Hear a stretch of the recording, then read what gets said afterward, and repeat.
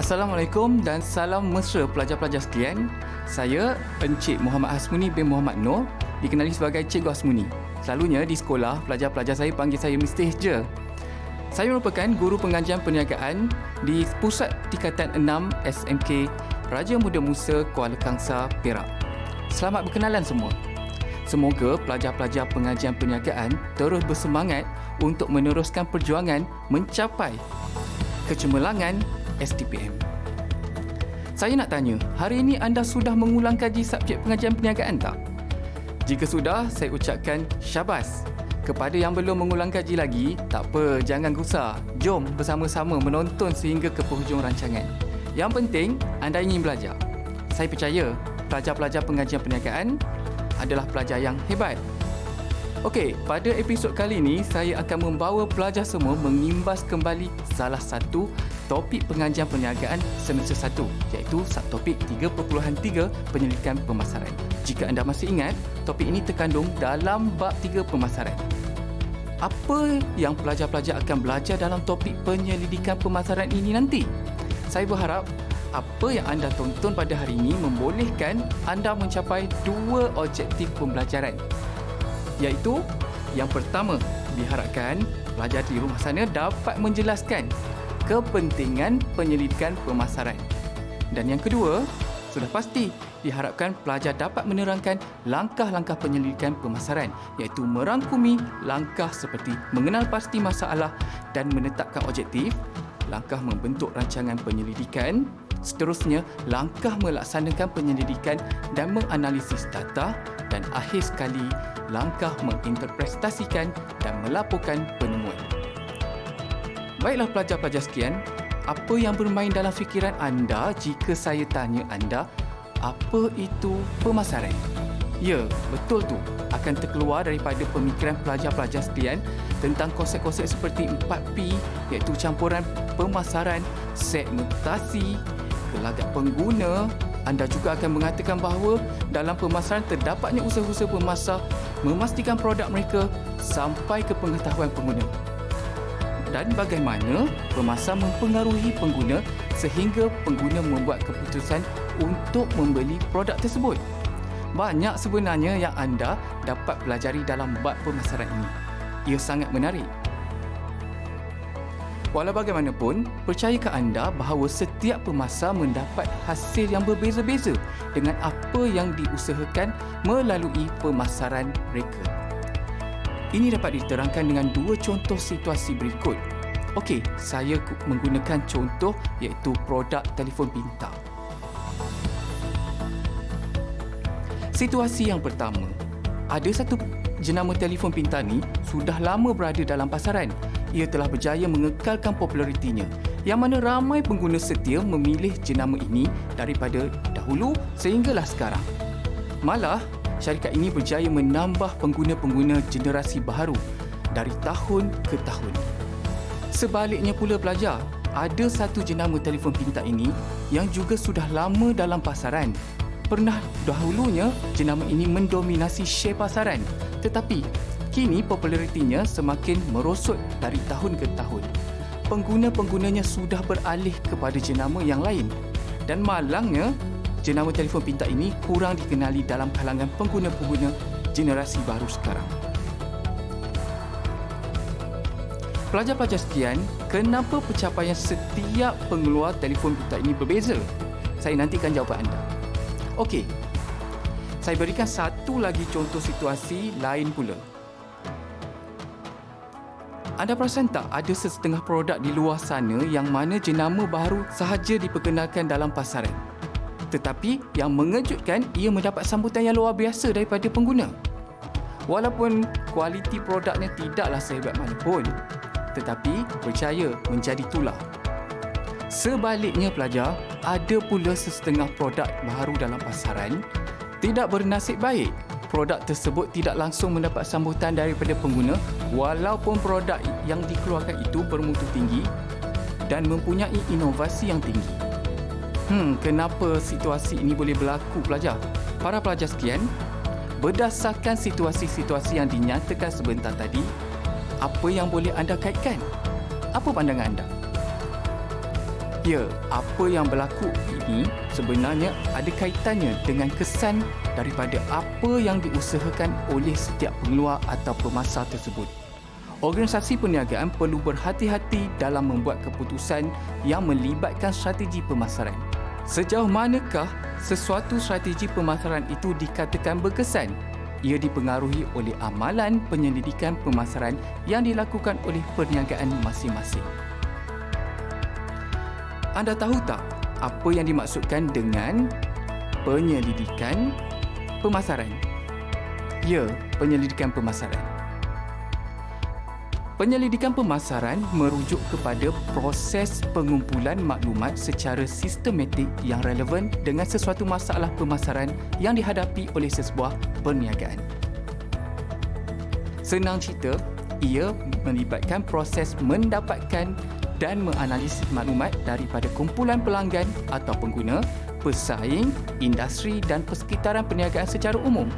Ini bermakna pihak pemasar akan mengumpulkan seberapa banyak maklumat, contohnya mengenai siapa yang akan membeli produk tersebut, tentang apa personaliti pengguna, berapa kerap mereka akan membeli produk tersebut, dan pemasar juga mengkaji tentang apa yang pengguna perlukan, mahukan atau harapkan terhadap produk tersebut. Jadi, apabila sesebuah perniagaan menjalankan penyelidikan pemasaran, ia dapat memberikan gambaran terperinci mengenai pesaing, memahami gelagat pembelian pelanggan, trend pasaran terkini, corak pembelian pengguna dan sebagainya. Pelajar-pelajar sekalian, penting sangat ke untuk melakukan penyelidikan pemasaran ni? Dan kenapa syarikat-syarikat besar di luar sana sanggup memperuntukkan kos yang besar semata-mata untuk membiayai aktiviti penyelidikan pemasaran?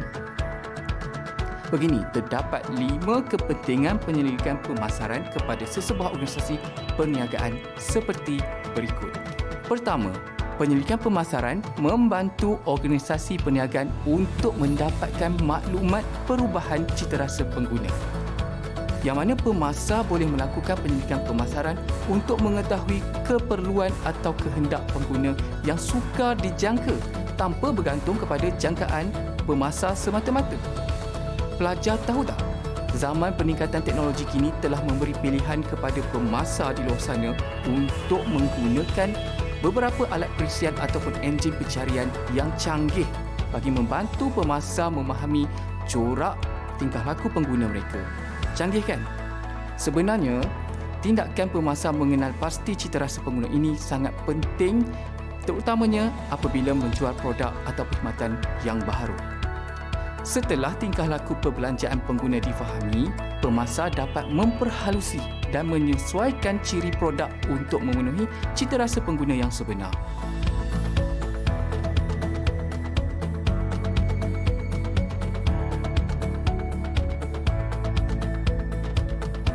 Contohnya pelajar, syarikat-syarikat franchise yang mengusahakan restoran makanan segera sentiasa bersaing antara satu sama lain bagi memenangi hati pengguna atau penggemar makanan segera. Untuk memastikan produk mereka lebih bersaing, penyelidikan pemasaran yang teliti akan dibuat oleh Jabatan Pemasaran bagi memastikan keluaran yang dihasilkan dapat memenuhi citarasa pengguna dan mampu meningkatkan keuntungan syarikat. Seterusnya, yang kedua, penyelidikan pemasaran dapat membantu organisasi perniagaan mengatur strategi pemasaran yang lebih berkesan. Seperti yang pelajar belajar dalam bab 1 yang lepas, perniagaan sangat dipengaruhi oleh persekitaran perniagaan. Contohnya seperti persekitaran ekonomi. Melalui penyelidikan pemasaran, pemasar dapat memantau persekitaran perniagaan mereka, iaitu mengenal pasti sama ada kemungkinan berlakunya penurunan atau pertumbuhan ekonomi. Ia boleh dikenal pasti melalui tinjauan dalam pasaran yang melibatkan pelanggan, pembekal dan pengamal perniagaan. Ini membolehkan pemasar menyesuaikan strategi pemasaran syarikat dengan sewajarnya. Oleh itu, apa sahaja keputusan yang dibuat untuk perniagaan penting untuk pemasar itu melakukan tinjauan dan analisis terlebih dahulu. Penyelidikan pemasaran boleh dibuat dengan memperoleh maklumat daripada pelbagai sumber dengan menggunakan analisis SWOT.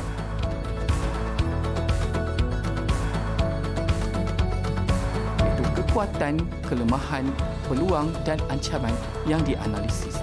Contohnya, bank-bank perdagangan akan berlumba-lumba menawarkan perkhidmatan pinjaman keuangan dengan kadar faedah yang rendah pada situasi ekonomi negara mengalami kemerosotan dan sebaliknya berlaku. Setelah mereka melakukan penyelidikan pemasaran terhadap keadaan ekonomi semasa. Ketiga, penyelidikan pemasaran dapat membantu meluaskan pasaran serta meningkatkan jualan dan keuntungan. Sebagai pemilik perniagaan, pemasar perlu terus berusaha mengembangkan perniagaan dan mencari peluang yang dapat meningkatkan pertumbuhan perniagaan.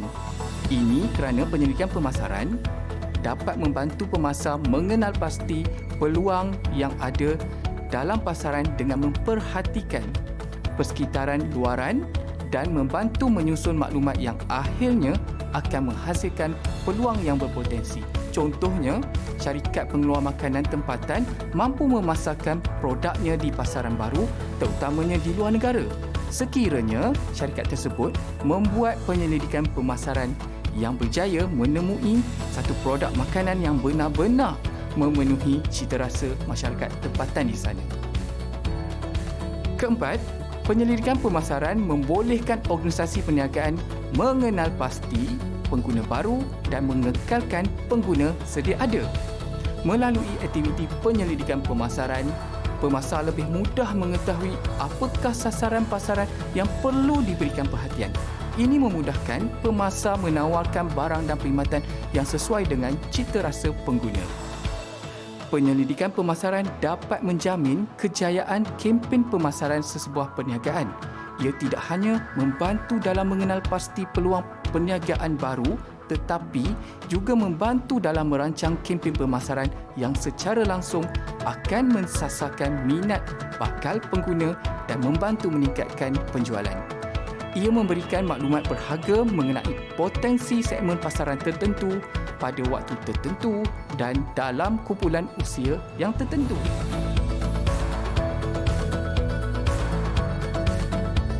Contohnya, sebuah syarikat pengeluar pakaian akan melakukan penyelidikan pemasaran dengan mengkaji trend fashion terkini dari semasa ke semasa.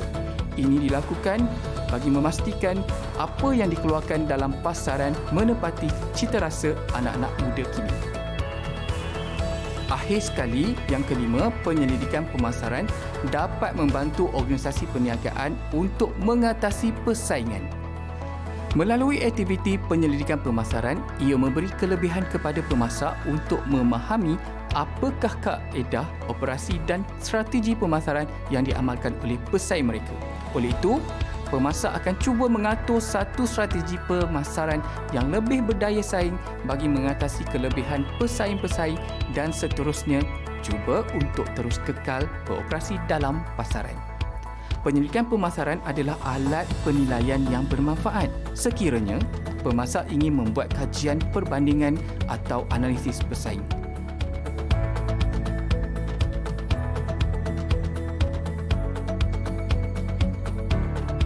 Ini kerana penyelidikan pasaran dapat membantu pemasar meninjau atau mengawasi aktiviti semasa pesaing.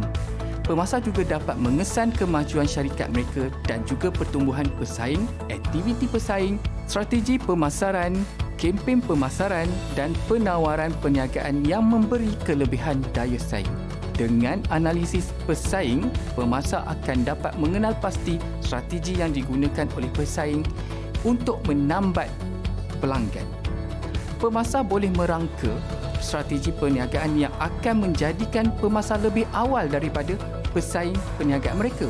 Contohnya, dengan melakukan aktiviti penyelidikan pemasaran yang proaktif, ia membolehkan syarikat pengeluar telefon pintar akan sentiasa memperkenalkan model keluaran telefon pintar yang baru dari semasa ke semasa dalam pasaran yang begitu dinamik. Hasil penyelidikan pemasaran membolehkan pemasar-pemasar produk pengeluaran telefon pintar menawarkan teknologi yang dapat mengatasi teknologi yang ditawarkan oleh syarikat bersaing. Pelajar-pelajar sekalian, itulah tadi 5 kepentingan pemasaran kepada organisasi perniagaan. Okey, mari kita sama-sama imbas kembali apa yang kita pelajari sebentar tadi. Dapat dirumuskan bahawa terdapat 5 kepentingan penyelidikan pemasaran kepada sesebuah organisasi perniagaan, iaitu kepentingan pemasaran kepada organisasi perniagaan ialah: pertama, untuk mendapatkan maklumat perubahan citarasa pengguna.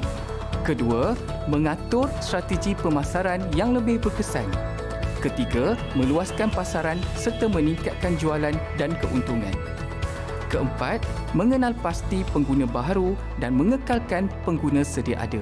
Dan akhir sekali, kelima, untuk mengatasi persaingan. Para pelajar sekalian sudah pun mengetahui apakah kepentingan penyelidikan pemasaran dan bagaimana pula sesebuah organisasi perniagaan itu ingin melakukan penyelidikan pemasaran sendiri. Secara umumnya, terdapat 4 langkah dalam melakukan penyelidikan pemasaran. Langkah pertama, pemasar perlu mengenal pasti masalah dan menetapkan objektif. Kedua, pemasar perlu membentuk rancangan penyelidikan. Langkah ketiga pula, pemasar perlu melaksanakan penyelidikan dan menganalisis data. Dan langkah terakhir ialah menginterpretasikan dan melaporkan penemuan. Baiklah, kita pergi kepada langkah pertama, iaitu mengenal pasti masalah dan menetapkan objektif. Para pelajar, langkah ini dimulakan dengan mengenal pasti masalah pemasaran atau perniagaan yang benar-benar perlu diatasi. Pihak yang terlibat dengan penyelidikan pemasaran akan mengkaji secara terperinci masalah pemasaran yang wujud di peringkat dalaman ataupun di luar organisasi.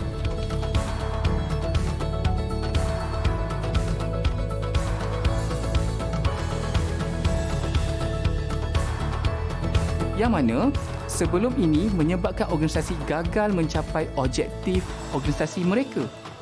Pada peringkat inilah organisasi perniagaan akan menterjemahkan masalah yang dikenal pasti itu kepada objektif penyelidikan yang perlu dibentuk secara spesifik. Penyataan masalah dan objektif penyelidikan yang telah dikenal pasti akan menjadi rujukan untuk membimbing seluruh proses penyelidikan pemasaran ke arah menentukan matlamat penyelidikan yang hendak dicapai.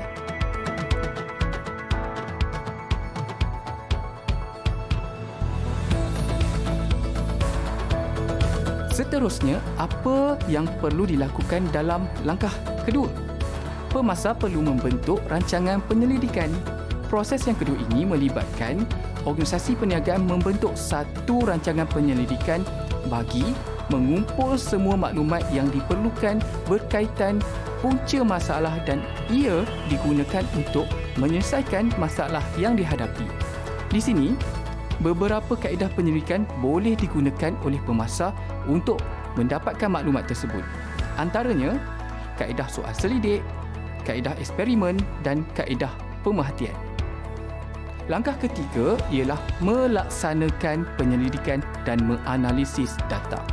Kebiasaannya, usaha pengumpulan data ini akan dilakukan oleh Jabatan Penyelidikan Pemasaran dalam organisasi tersebut ataupun firma perundingan dari luar organisasi.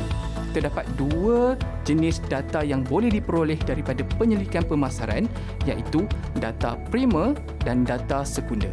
Data yang dikumpul harus relevan, tepat, diterima umum dan tidak bersifat berat sebelah. Penyelidik pemasaran akan memproses dan menganalisis data yang diperoleh dengan menggunakan beberapa kaedah statistik dan juga mengaplikasikan model keputusan. Dan setelah 3 langkah sebelum ini selesai dibuat, langkah yang terakhir ialah menginterpretasikan dan melaporkan penemuan.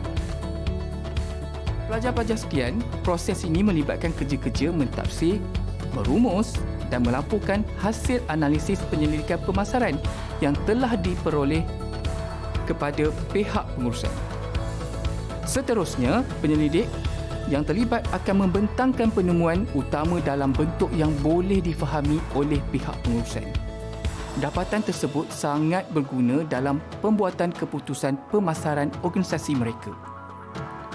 Pelajar-pelajar tahu tak apa yang terkandung dalam laporan bertulis tersebut? Antaranya seperti objektif, kaedah penyelidikan, analisis kajian, hasil dapatan kajian dan cadangan yang membantu bagi menyelesaikan masalah yang berkaitan. Okey, begitulah tadi 4 langkah penyelidikan pemasaran yang perlu diikuti oleh sesebuah organisasi. Apa kata sama-sama kita imbas kembali 4 langkah tersebut? Jom ikut saya sebut satu persatu langkah tersebut. Langkah pertama, mengenal pasti masalah dan menetapkan objektif. Langkah kedua, membentuk rancangan penyelidikan. Langkah ketiga, melaksanakan penyelidikan dan menganalisis data. Dan langkah keempat, menginterpretasikan dan melaporkan penemuan. Tahniah pelajar-pelajar sekian kerana berjaya menyatakan 4 langkah penyelidikan pemasaran. Saya harap pelajar dapat mengingati 4 langkah penyelidikan pemasaran tersebut. Para pelajar sekian, sebelum episod ini berakhir, apa kata kita uji minda terlebih dahulu untuk topik kali ini. Saya ada 2 soalan yang perlu dijawab oleh para pelajar. Soalan 1, nyatakan 3 kepentingan sesebuah organisasi perniagaan menjalankan aktiviti penyelidikan pemasaran.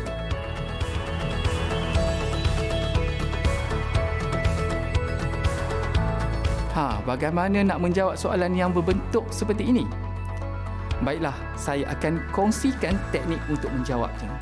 Berdasarkan kepada soalan, didapati arahan soalan hanya meminta pelajar untuk menyatakan fakta sahaja. Oleh itu, pelajar disarankan untuk menjawab berdasarkan format cadangan jawapan yang saya berikan ini. Tak perlu susah-susah, tak perlu membazir masa untuk menghuraikannya. Ini kerana soalan ini hanya meminta pelajar menyatakan sahaja. Terlebih dahulu, mulakan jawapan anda dengan satu kepala ayat atau ayat pendahuluan yang ringkas seperti cadangan jawapan berikut. Jom berikan perhatian kepada saya. Okey, mulakan ayat seperti ini. 3 kepentingan sesebuah organisasi perniagaan menjalankan aktiviti penyelidikan pemasaran ialah. Bagi soalan berbentuk menyatakan seperti ini, dicadangkan supaya anda menggunakan sistem nombor untuk mewakili setiap jawapan. Jawapan pelajar akan nampak lebih sistematik dan membezakan satu jawapan dengan jawapan yang lain. Satu lagi tips, diingatkan supaya menulis ayat yang penuh bagi satu-satu jawapan seperti yang ditunjukkan ini. 3 kepentingan sesebuah organisasi perniagaan menjalankan aktiviti penyelidikan pemasaran ialah: 1. Penyelidikan pemasaran yang dijalankan dapat membantu organisasi perniagaan mendapatkan maklumat perubahan citarasa pengguna. 2. Dengan penyelidikan pemasaran, organisasi perniagaan dapat mengatur strategi pemasaran yang lebih berkesan. 3. Ia juga membolehkan organisasi perniagaan mengenal pasti pengguna baharu dan mengekalkan pengguna sedia ada. Baiklah, kita ke soalan yang seterusnya. Soalan 2. Senaraikan 4 langkah penyelidikan pemasaran yang perlu dilakukan oleh sesebuah organisasi.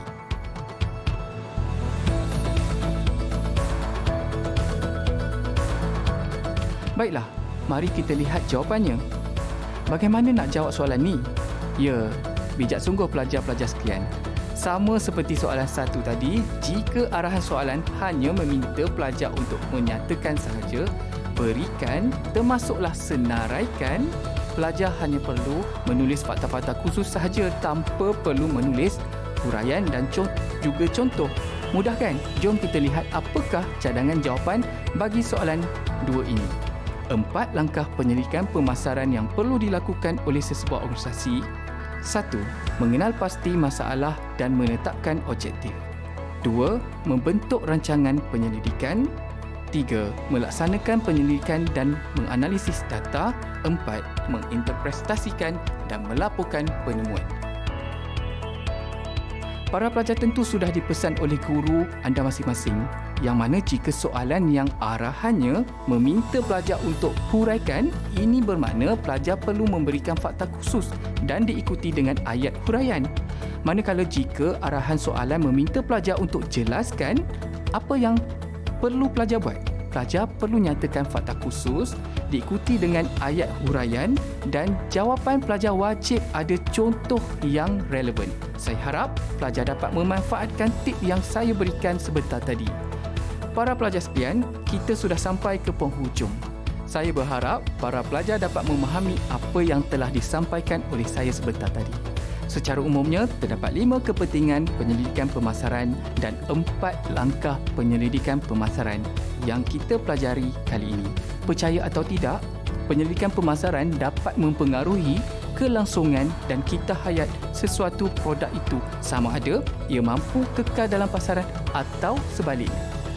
Tidak hairanlah kenapa kebanyakan syarikat pengeluar di seluruh dunia menjadikan aktiviti penyelidikan pemasaran ini untuk melonjakkan keuntungan syarikat mereka. Dan kebanyakan perniagaan besar mempunyai jabatan atau makmal penyelidikan dan pembangunan mereka sendiri bagi tujuan penyelidikan pemasaran. Sebelum tamat, saya ingin berpesan dalam mempelajari subjek pengajian perniagaan, para pelajar perlulah rajin memerhatikan persekitaran di sekeliling anda. Ia sangat membantu para pelajar untuk mengaitkan apa yang dipelajari di dalam kelas dengan realiti yang berlaku dalam kehidupan seharian kita. Jadi sentiasalah memerhati apa yang berlaku di sekeliling anda dan cuba kaitkan dengan teori pengajian perniagaan. Percayalah, apa yang anda perhatikan di persekitaran itulah yang bakal menjadi jawapan anda di atas kertas jawapan peperiksaan nanti. Akhir kata daripada Mr. H, apabila teori diinterpretasikan kepada realiti, percayalah anda akan enjoy belajar PP. Semoga kita berjumpa lagi. Assalamualaikum semua.